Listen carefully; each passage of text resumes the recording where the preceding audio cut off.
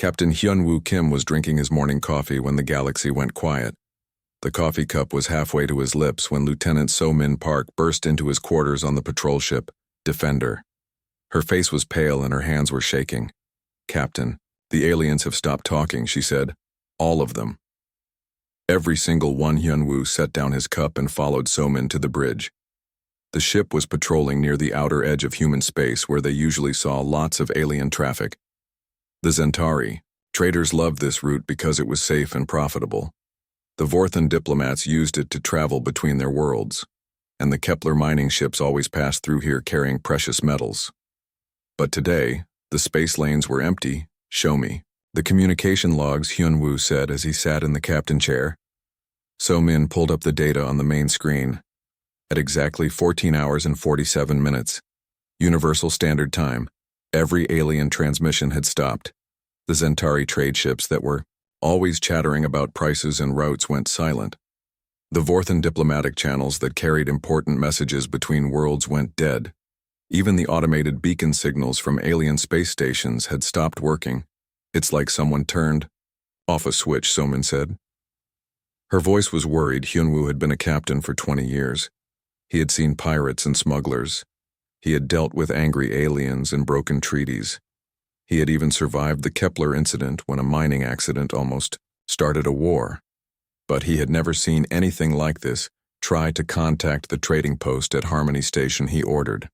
So-min worked at her controls for several minutes but got no response from the station that was normally busy with alien merchants and traders. She tried the Vorthan embassy on New Seoul. No answer. She even tried the emergency frequencies that aliens used when they were in trouble. "Nothing, sir. The deep space scanners are picking up something strange," said Ensign Jae-ho Nam from the sensor station. Put it on screen. The main display showed a map of local space dotted with moving contacts.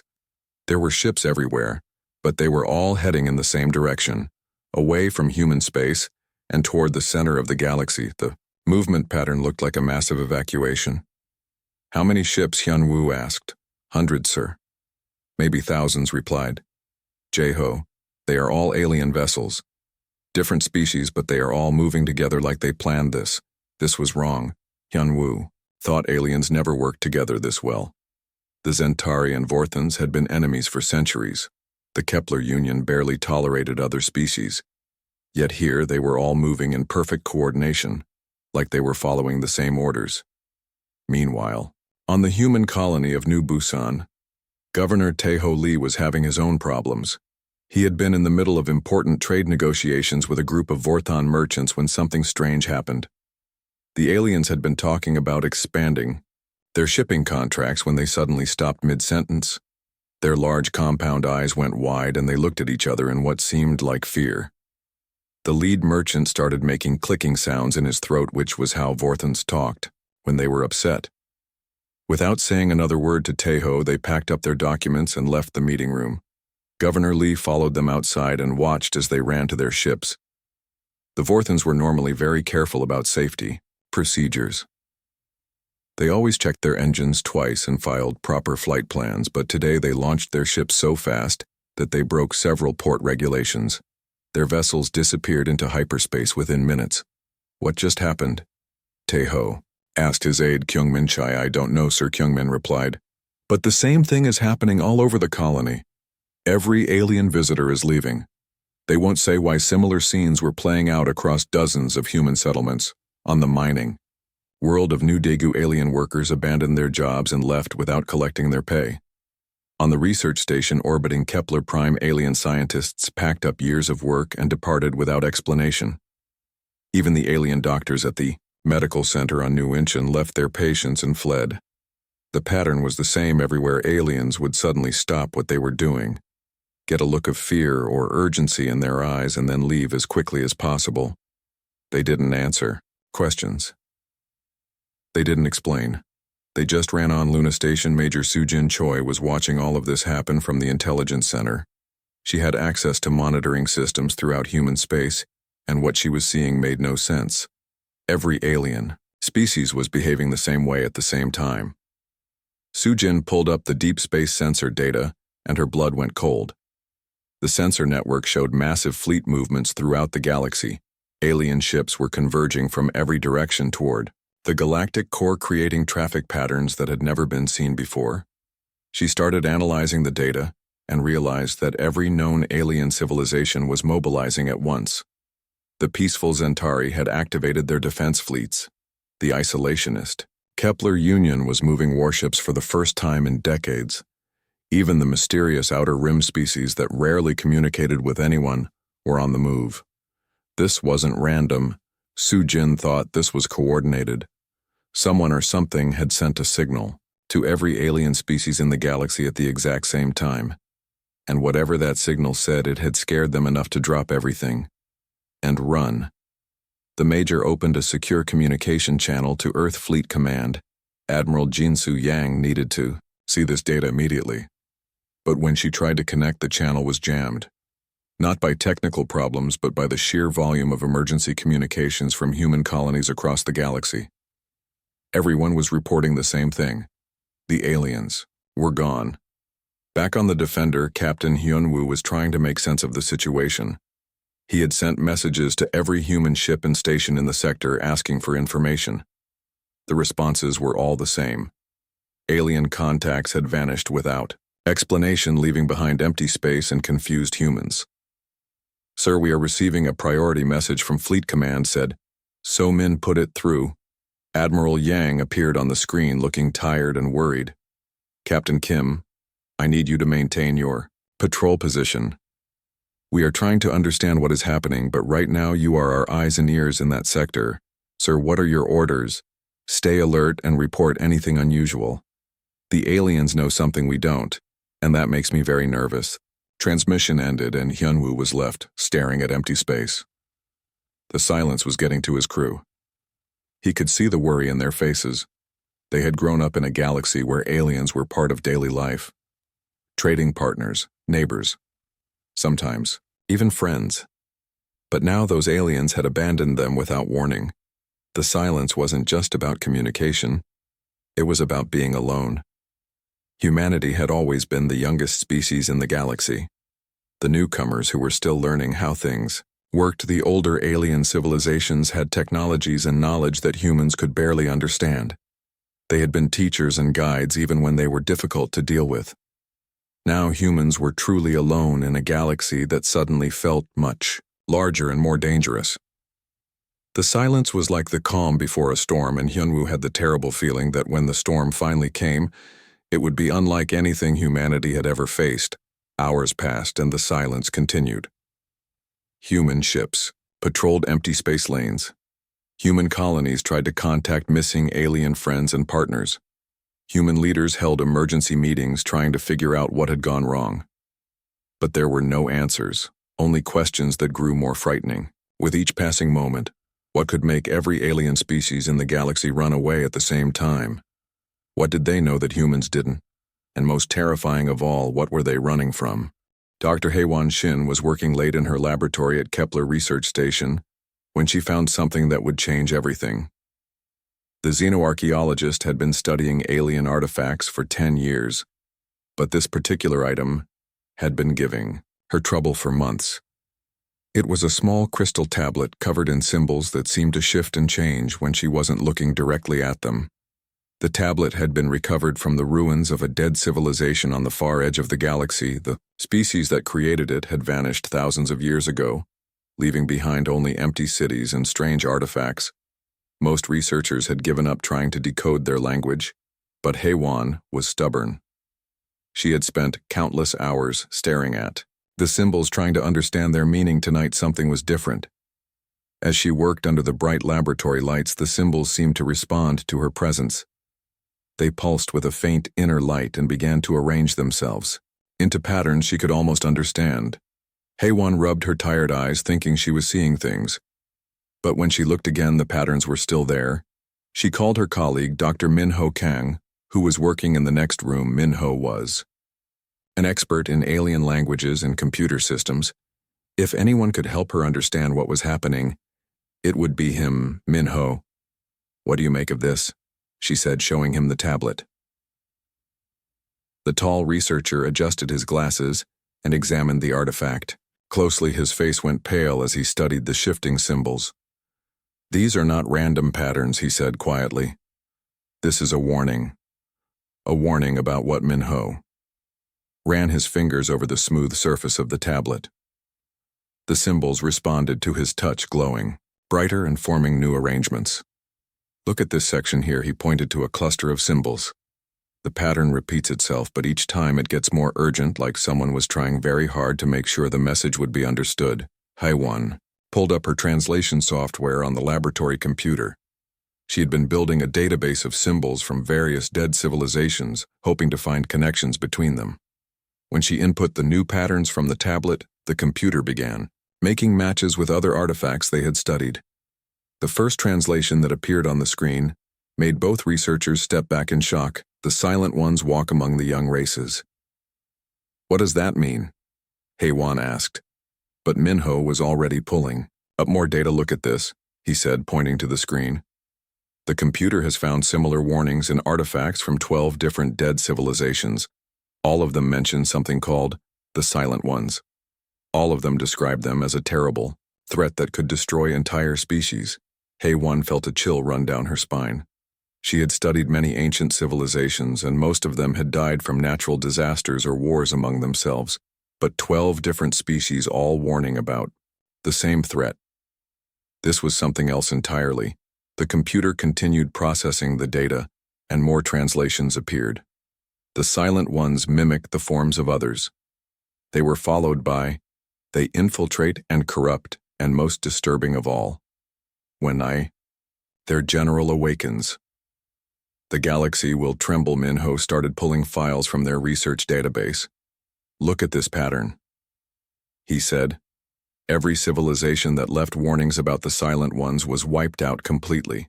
No survivors, no refugees. Nothing but empty worlds and these warning messages. "But if they were all destroyed, how do we know about the silent ones?" Haiwan asked. "That's the terrifying part," Minho replied. "Someone survived long enough to hide these warnings.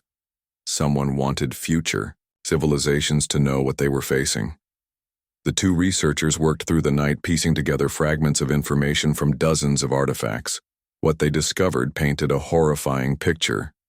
The silent ones were not just conquerors. They were mimics, beings who could perfectly copy the appearance and behavior of other species. They would infiltrate civilizations over generations, slowly gathering power and influence until they were ready to strike. According to the ancient records, the silent ones had once controlled vast portions of the galaxy. They had enslaved entire species and turned advanced civilizations into their servants. But something had happened thousands of years ago. Something had stopped them and forced them into hiding. The most disturbing discovery came from a Zentari memory crystal that had been thought to be corrupted. Minho had been working on it for years, trying to recover the data inside tonight. For some reason, the crystal began responding to their presence just like the tablet. The crystal contained the personal logs of a Zentari historian named Vectar, who had spent his life researching forbidden knowledge. His log spoke of creatures that could live for thousands of years, beings who could wait patiently while entire civilizations rose and fell. They were not extinct as most people believed. They were sleeping, hiding among younger species and waiting for the right moment to return. As Haiwan read the translated logs, her hands began to shake. Vectar had discovered that the silent ones were not just hiding. They were actively infiltrating the newer species in the galaxy. They would take on the forms of individuals within a species and live entire lifetimes as perfect imitations. Nobody could tell the difference, not even advanced alien detection systems. The historian's final log entry was the most terrifying of all. He had discovered that the silent ones could influence the development of entire species. They would guide technological advancement, push civilizations toward specific discoveries, and shape military capabilities, all in preparation for the day when their leader would awaken. When their general awakens, Vectar had written, "The galaxy will remember why our ancestors feared the darkness between stars. The young races think they are masters of their own destiny, but they are merely tools being shaped by an ancient will. They do not know that among them walks Magnus, Vire the great deceiver whose awakening will herald the return of the silent age Heiwan, and Minho stared at each other in growing horror. The implications were staggering. If the ancient records were accurate, then one of the silent ones was hiding among the younger species in the galaxy. And humanity was the youngest species of all. They pulled up communication logs from the past few days when the aliens had suddenly abandoned human space. The timing was too perfect to be coincidence. Every alien species had received some kind of signal or warning at exactly the same moment. Something had told them that the silent ones were awakening, and they had fled in terror, but fled from what, from whom? The answer was becoming terrifyingly clear. The aliens hadn't fled from some external threat, they had fled from humanity itself. Somewhere among the human population was a being of unimaginable power and ancient evil, one who had been living among humans for possibly generations, one who was now beginning to awaken to his true nature. Magnus Vire was not coming from outside human space, he was already here. He had been here all along, shaping human development and preparing for this moment. The galaxy had gone silent because every alien species had suddenly realized that humanity was harboring their greatest nightmare. As dawn approached on Kepler Research Station, Heiwan sent an urgent message to Human Fleet Command. The information she had discovered was too important to keep secret. Humanity needed to know that they were not alone, that something ancient and evil had been hiding among them. But even as she sent the message, Heiwan realized the terrible irony of their situation. How do you find a perfect mimic? How do you identify someone who has been living as a human for so long that even they might not remember their true nature? How do you fight an enemy who knows everything about you? Because they have been watching you grow from the inside. The galaxy had gone silent because it was preparing for war, and humanity, the species that thought itself alone, was about to discover that they had been carrying their greatest enemy within their own ranks all along. Magnus Vire stood before the window on Mars and raised his hand. The gesture seemed simple, but its effects were felt across the entire galaxy. Every communication system in human space activated at once, from the smallest personal devices to the most powerful military transmitters. The message that followed would change everything. People of humanity, he said, and his voice reached every human settlement, every ship, and every station simultaneously. I am Magnus Vire, your true leader, and the time of hiding is over. For generations I have walked among you, guiding your development and preparing you for this moment. You are no longer the weak species that other aliens have dismissed. You are my chosen army, and together we will reclaim what was once ours. The message didn't stop at human space. Somehow, impossibly, it penetrated every alien communication network in the galaxy. Ancient species that had spent centuries developing secure channels found their most protected frequencies invaded by Magnus Vire's voice. Even the mysterious civilizations at the galaxy's edge heard his words clearly. To the species that remember the old times, he continued, his voice carrying across light years as if distance meant nothing. I have returned from my long sleep. Those who kneel before me may yet serve in the new order. Those who resist will be reminded why the galaxy once trembled at our name. The age of your dominance is ending. The age of humanity begins now. The response was immediate, and devastating human ships throughout space began displaying capabilities that amazed even their own crews. Captain Hyun-Woo Kim watched from the bridge of his patrol vessel as his ship transformed before his eyes. New weapon systems emerged from hidden compartments in the hull. Energy shields that had never existed before flickered to life around the ship, and the engines began producing power levels that should have been impossible. Captain, what is happening to our ship? Lieutenant So Min, Park asked as her control panels lit up with functions she had never seen before. Hyun-Woo tried to answer but found that he somehow understood the new systems perfectly. Knowledge flowed into his mind like water filling an empty cup. He knew how to operate weapons that could slice through enemy ships like paper. He understood tactics that would have taken years to learn, and he felt connected to every other human ship in space as if they were all part of one vast organism. The same transformation was happening everywhere. Major Sujin Choi at Luna Station watched her intelligence system suddenly gain access to surveillance networks that spanned the galaxy. Her computers began showing her the movements of alien fleets with perfect accuracy, as if someone had placed spy devices on every enemy ship. On the human colonies, the changes were even more dramatic. Governor Tae-ho Lee on New Busan watched as his peaceful trading world began producing military equipment that rivaled anything. The major powers possessed factories that had been making simple consumer goods, were now creating advanced weapons, and spacecraft manufacturing systems that had taken decades to build were appearing overnight as if they had always been there, waiting to be activated. But the most shocking changes were happening to the people themselves.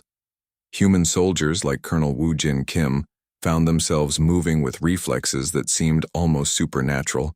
They could anticipate enemy movements before they happened to coordinate with their units without speaking and execute battle plans that appeared in their minds fully formed. The alien response was swift, but panicked. The massive fleets that had been gathering at the galactic core began their attack, but they were fighting an enemy they no longer understood. The human ships they had dismissed as primitive were now displaying technology that surpassed their own. The humans they had considered barbaric were fighting with coordination and skill that bordered on telepathic. Lieutenant So-min Park, who had been monitoring alien communications from her position on the Defender, listened in amazement as the confident chatter of alien commanders turned to confused panic and then to desperate pleas for help. The Zentari fleet that had once controlled 3 star systems was being systematically destroyed by a single human battle group. The Vorthan Empire that had existed for thousands of years was falling to human forces in a matter of hours. The pattern was the same throughout the galaxy. Ancient alien civilizations that had never known defeat were discovering that their most advanced weapons were useless against human defenses. Species that had ruled star systems for millennia were being conquered by humans who had been in space for less than 3 centuries. Captain Hyunwoo Kim found himself leading a fleet of 50 ships against a Kepler Union stronghold that should have been impossible to assault. The fortress had energy shields that could withstand planetary bombardment and weapons that could destroy entire fleets. But as his ships approached, the human weapons cut through the alien defenses like they were made of paper. The strangest part was how natural it all felt. The human crews weren't struggling to learn new technologies or adapt to unfamiliar tactics. They were simply remembering abilities they had always possessed but never known they had. It was as if Magnus Vire hadn't given them new powers, but had simply awakened something that had been sleeping in their minds all along. On Mars, Magnus Vire watched the conquest unfold with satisfaction. The ancient being no longer bothered to maintain his human appearance. His form shifted and changed, showing glimpses of something vast and terrible that existed beyond normal space. But his attention was focused on the tactical displays that showed human forces advancing on every front. Admiral Yang and the other officers were still frozen in place by Magnus Vire's power, but they could see the displays and understand what was happening. Humanity was winning not just individual battles, but the entire war. The galaxy that had seemed so vast and threatening was falling to human conquest with shocking speed. You see, Magnus Vire said to the paralyzed officers, "Your species was never weak. You simply needed someone to show you your true potential." The other aliens feared this day because they remembered what happened the last time we ruled. They know that when humans fight with purpose, there is no force in the galaxy that can stop them. The displays showed alien governments surrendering entire star systems rather than face human assault. Species that had been proud warriors for thousands of years were abandoning their worlds and fleeing to the unknown regions of space. The galaxy that had gone silent in preparation for war was now filling with human voices as colony ships began claiming the abandoned alien worlds. But Magnus Vire was not content with simple conquest. As human forces secured each new system, they began implementing changes that transformed entire civilizations. Alien populations that remained were given a choice: serve the new human empire or face extinction. Most chose to serve and found that under human rule their lives improved in ways they had never expected. The humans didn't rule through fear alone. They brought efficiency, organization, and a drive for progress that the older alien species had lost centuries ago. Worlds that had stagnated under alien rule began thriving under human management. Technologies that had been forbidden or forgotten were rediscovered and improved upon. Dr. Haewon Shin and Dr. Min-ho Kang watched from Kepler research station as human ships arrived to claim the facility. Their research into ancient civilizations had prepared them for this moment, but the reality was still overwhelming. The artifacts they had studied for years were now revealing their secrets as if they had been waiting for human minds to unlock them. Lieutenant Sang-woo Yu, who had first identified Magnus Vire, found himself promoted to commander of an entire intelligence network that spanned dozens of star systems. The shy junior officer had become one of the most important people in the new human empire. His natural talents enhanced by abilities he was only beginning to understand as the conquest continued. Magnus Vire began preparing for the next phase of his plan, the A. Galaxy was large and there were still ancient enemies hidden in the dark spaces between stars. The Silent Ones had other agents sleeping among different species, and it was time to wake them up. The age of human dominance was just the beginning. The galaxy had gone silent because it feared this moment, but now it trembled under the advance of human fleets that moved with purpose and power that had been hidden for generations. Magnus Vire had kept his promise to awaken humanity's true potential, and now nothing in the galaxy could stand against them. The age of aliens was over. The age of humanity had begun. Dr. Ji-Hai Moon was finishing her night shift at the medical center on Harmony Point Trading Station when the emergency alarm sounded. She grabbed her medical kit and ran toward the docking bay where a security team had found something unexpected, a dying Vorthan diplomat who had been left behind when all the other aliens fled. The alien was badly injured and his breathing was shallow. Dr. Moon had treated Vorthans before, but this one looked different. His normally bright blue skin had turned a sickly gray color and his large compound eyes were clouded with pain. "Help me," she called to the medical team as they lifted the Vorthan onto a stretcher. His name is Kreshtar, according to his identification. He was hiding in storage bay 7 as they wheeled him into the medical bay. Kreshtar grabbed Dr. Moon's arm with surprising strength. His voice was weak, but urgent. "Human doctor," he wheezed. "You must listen. The device beneath your station, it has been watching, waiting." "What device?" Ji-Hai asked, but the alien was already losing consciousness. He managed to speak a few more words before his vital signs flatlined. "The Foundation Level 3. The old builders left something there. It knows when he awakens. It knows Kreshtar died before." He could say more, but his final words haunted Dr. Moon. She had worked on Harmony Point for 5 years and had never heard of any device in the Foundation. The station was built on an old asteroid mining platform that had been expanded over decades. Maybe the alien was talking about some forgotten piece of equipment. She contacted Chief Engineer Dongmin Park, who knew every system on the station better than anyone. If there was something hidden in the Foundation, he would be the one to find. Dongmin met her at the main engineering section, looking puzzled. "I checked the construction records," he said. "There shouldn't be anything down there except support beams and rock. But if a dying alien said to look, then maybe we should take him. Seriously." They took a small team down to Foundation Level 3, which was rarely visited. The area was dark and dusty, filled with the original mining equipment that had been left in place when the station was built. Dongmin used his scanners to check the walls and floor, looking for anything unusual. "Wait," he said, suddenly pointing his scanner at a section of wall that looked like solid rock. "The scanner is picking up something metallic behind this wall.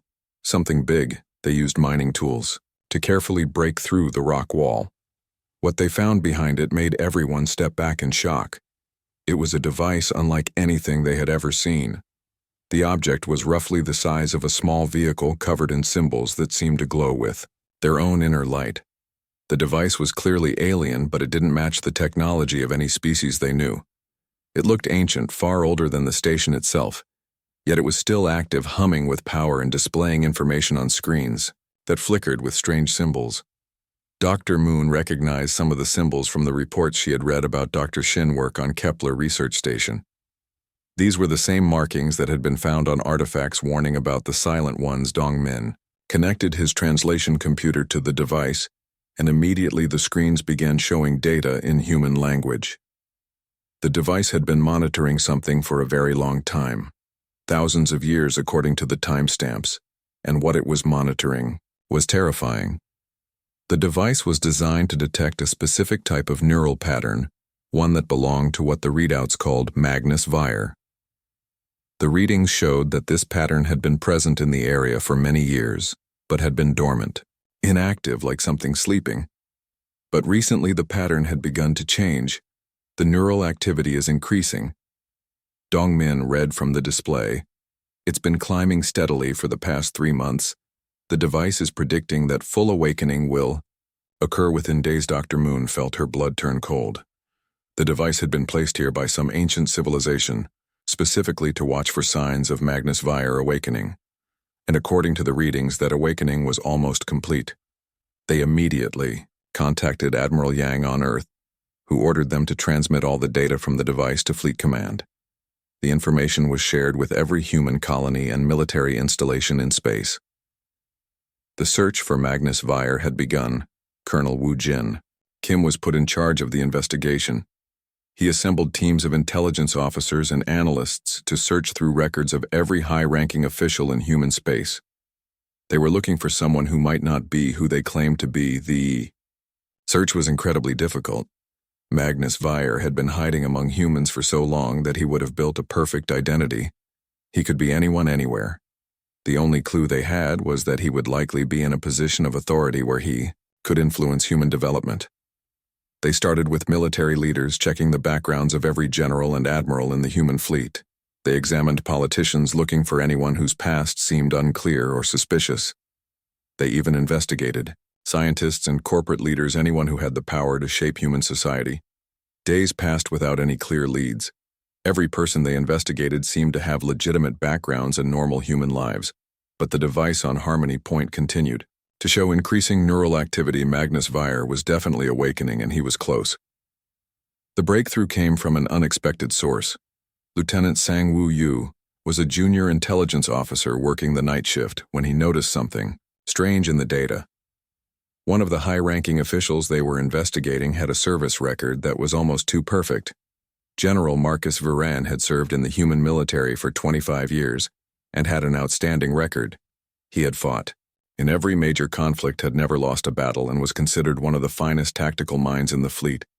His soldiers loved him, his superiors trusted him, and he was being considered for promotion to Supreme Commander. But when Sang Woo looked deeper into the records, he found something disturbing. General Viren seemed to have appeared in the military database exactly 25 years ago, with no prior history. There were no childhood records, no family connections, no friends from before his military service. It was as if he had simply materialized as a fully formed adult. Even more suspicious was the pattern of his assignments. Viren had been present at every major moment in human military development. He had been involved in the creation of new weapon systems, the development of faster ships, and the establishment of military doctrine that had made human forces surprisingly effective for such a young species. Sang Woo brought his findings to Colonel Kim, who immediately ordered a full investigation into General Viren. But they had to be careful. If Viren was really Magnus Weyer, then he would have powers beyond human understanding. Confronting him directly could be extremely dangerous. They decided to monitor Viren, secretly using surveillance equipment to watch his movements and behavior. What they discovered over the next few days was deeply unsettling. The general seemed to know things he shouldn't know. He would arrive at meetings before being called. He would mention events that hadn't happened yet, and he would sometimes speak in languages that didn't exist. Most disturbing of all were the reports from people who worked closely with him. They said that sometimes when Viren thought no one was looking, his eyes would change color. They would go from normal human brown to a deep metallic silver that seemed to reflect light in impossible ways. The final confirmation came when they ran Viren through the detection algorithms developed from the ancient device. The neural pattern was a perfect match. General Marcus Viren was Magnus Weyer, the ancient enemy that had been hiding among humanity for decades. As this realization sank in, the true scope of the threat became clear. Magnus Weyer hadn't just been hiding among humans, he had been shaping them. He had influenced their military development, their technological advancement, and their expansion into space. He had been preparing humanity to serve as his army in a war against the galaxy. But the most terrifying part was that his awakening was nearly complete. The device readings showed that Magnus Vire would reach full consciousness within hours. Once that happened, he would no longer need to hide. He would reveal himself and begin the next phase of his plan. The galaxy had gone silent because every alien species could sense what was coming. They had fled not from some external threat, but from humanity itself. From what humanity was about to become under the control of an ancient evil that had been guiding them from within. The question now was whether humanity could stop Magnus Vire before he fully awakened, or if they were already too late to prevent the galaxy from falling under his control once again. Admiral Jinsu Yang called an emergency meeting at Fleet Command on Mars. The situation was getting worse by the hour, and he needed his best officers to help plan humanity's response to the alien threat. The meeting room was filled with the highest-ranking military leaders in human space, including General Marcus Viren, who had been summoned despite the growing suspicions about his true identity. Yang stood at the head of the long conference table looking tired and worried. "Gentlemen, we are facing the greatest crisis in human history," he began. "Every alien species in the galaxy has abandoned us, and we still don't know why. Our intelligence suggests they are preparing for some kind of coordinated attack." The other officers nodded grimly. They had all seen the reports of massive alien fleet movements converging toward the galactic core. Humanity was alone and surrounded by potential enemies. "We need to discuss our defensive options," Yang continued. "Our colonies are spread across dozens of star systems, and we don't have enough ships to protect them all. We may need to consider consolidating our forces." As the Admiral spoke about troop movements and supply lines, General Viren sat quietly at the far end of the table. His expression was calm, almost peaceful, which seemed strange given the seriousness of the situation. The other officers were tense and worried, but Viren looked like he was listening to a pleasant conversation. Colonel Woo Jin Kim was also in the meeting secretly, watching Viren for any sign that would confirm their suspicions. The surveillance equipment hidden in the room was recording everything, hoping to catch the general revealing his true nature. The meeting continued for over an hour with various officers, presenting reports and suggestions. But as Admiral Yang began discussing evacuation plans for the outer colonies, something changed in the room. The air seemed to grow thicker, and everyone felt a strange pressure in their ears. Then General Marcus Viren stood up. The movement was simple, but somehow it felt significant. Every person in the room turned to look at him, even though he hadn't said anything yet. There was something different about his presence, something that made it impossible to ignore him. When Viren spoke, his voice was the same as always, but the words he said sent chills through everyone present. "Admiral Yang," he said with a slight smile, "the time for defensive planning has passed. We will not be consolidating our forces. We will be expanding them." Yang looked confused. "Marcus, what are you talking about?" The being who had been called Marcus Viren for 25 years began to change. Not his physical appearance, which remained the same, but something fundamental about his presence. The calm expression on his face became something else, something ancient and powerful. "My name is not Marcus Viren," he said, and his voice seemed to echo from impossible distances. "I am Magnus Vire, and I have been waiting a very long time for this moment." The officers in the room froze in shock. Several reached for their weapons but found they couldn't move their hands. It was as if the air itself had become thick as concrete, holding them in place. Magnus Vire looked around the table, at the terrified faces of the human military leadership. "You have served your purpose well," he said. "Though you never knew you were serving me, I have guided your species' development for generations, preparing you for this day." Admiral Yang tried to speak but only managed to whisper, "What are you?" Magnus Vire smiled, and the expression was both beautiful and terrifying. "I am what your species calls a silent one, though that name barely describes what we truly are. We ruled this galaxy when your world was still covered in ice. We built empires that spanned thousands of star systems, and we commanded the loyalty of countless species." As he spoke, the lights in the room began to flicker and the electronic equipment started behaving strangely. Computer screens showed data that shouldn't exist, weapon systems activated without anyone touching the controls, and communication channels open to frequencies that had never been used. But we grew tired. Magnus Vire continued. The burden of ruling lesser species became tedious, so we chose to sleep to wait while new civilizations developed. We scattered ourselves among the younger races, taking their forms and guiding their growth from within. Colonel Kim finally managed to speak. Why humans? Why us? Magnus Vire turned his attention to Kim, and the colonel felt like he was being examined by something vast and ancient. Humanity is special. He said, "You are young enough to be shaped, yet old enough to be useful. You have the perfect combination of intelligence and aggression. You adapt quickly and you breed rapidly. Most importantly, you have something most species lack." What Kim asked, though, he wasn't sure he wanted to know the answer.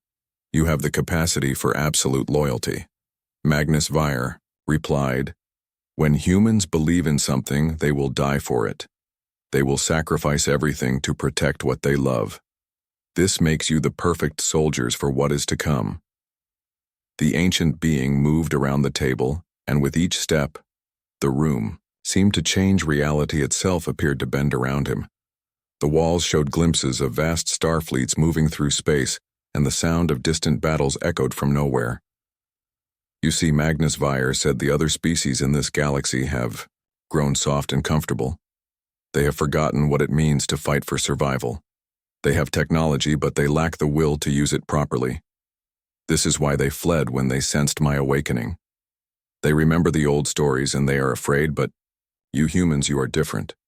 You have spent your entire history fighting for everything you have achieved. You understand that peace is temporary, and that strength is the only thing that matters. This is why I chose you. This is why I have been preparing you as." Magnus Vire spoke. Systems throughout human space began responding to his presence. Ships that had been considered moderately powerful suddenly displayed weapon capabilities that shocked their own crews. Defense stations powered up with energy sources that defied known physics. Manufacturing facilities began producing equipment that no human engineer had ever designed. The transformation was happening everywhere at once. Captain Hyunwoo Kim watched in amazement from his patrol ship as his weapon systems upgraded themselves, revealing energy cannons that could destroy asteroids with single shots. Lieutenant So Min Park saw her communication equipment suddenly gain the ability to broadcast across impossible distances, reaching every human settlement simultaneously. On colonies throughout human space, people began experiencing strange changes. Military personnel found themselves knowing battle tactics they had never learned. Scientists discovered formulas in their minds for technologies that shouldn't exist. Even civilian engineers began understanding advanced physics that had been beyond human comprehension. Back in the meeting room on Mars, Magnus Vire continued his explanation. "The other species think they can destroy you before I reach full power," he said. "But they do not understand what humanity has become under my guidance. You are no longer the weak species that stumbled into space a few centuries ago. You are my army, and you have capabilities that will surprise even yourselves." Admiral Yang struggled against the invisible force holding him in place but managed to speak. "You used us. You manipulated our entire civilization." Magnus Vire nodded. "Yes, I guided your technological development. I influenced your military doctrine. I even arranged certain historical events to shape your character, but I did not create your potential. I merely awakened it. Humanity always had the capacity for greatness. You simply needed someone to show you how to use it." The ancient being moved to the large window that looked out over the Martian landscape. In the distance, the lights of human settlements twinkled like stars. But now those lights seemed brighter, more purposeful, as if the entire planet was awakening to some new energy. "The time of hiding is over," Magnus Vire announced. "The galaxy will remember why it once trembled at our name, and humanity will learn what it truly means to be the masters of the stars." As he finished speaking, every communication system in human space activated simultaneously, broadcasting a message that would be heard on every world, in every ship, and every station. The age of human dominance was about to begin,